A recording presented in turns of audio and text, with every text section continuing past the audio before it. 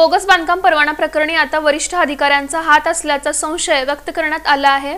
यामुळे हे वरिष्ठ अधिकारी कोण याचाही उलगडा लवकरच होण्याची शक्यता आहे।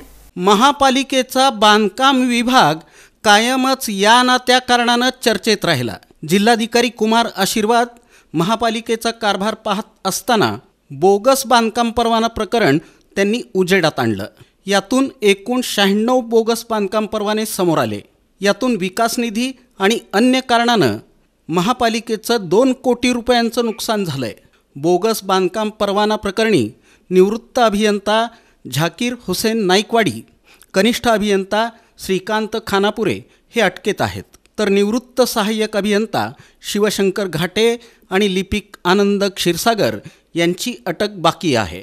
दरम्यान या बोगस बांधकाम परवाना गैरप्रकार साखळीत पालिकेकडील नोंदणीकृत काही अभियंत्यांचा देखील समावेश आहे। बोगस बांधकाम परवाना प्रकरणातील धक्कादायक बाब तपासादरम्यान पुढे आली आहे। या प्रकरणात वरिष्ठ अधिकाऱ्यांचा देखील सहभाग असल्याचा संशय पोलिसांनी व्यक्त केला आहे। यामुळे या प्रकरणाची व्याप्ती आता वाढताना दिसते आहे।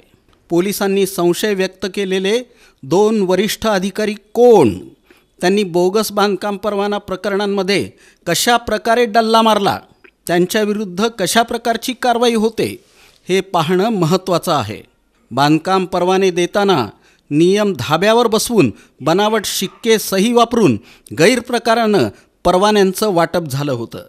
गजाआड गेलेल्या महाभागांसह अटकेच्या मार्गावर असलेले महाभाग, महापालिकेकडे नोंदणी असलेले अभियंते यांच्या पाठोपाठ आता वरिष्ठ अधिकारी देखील कायद्याच्या कचाट्यात अडकतील।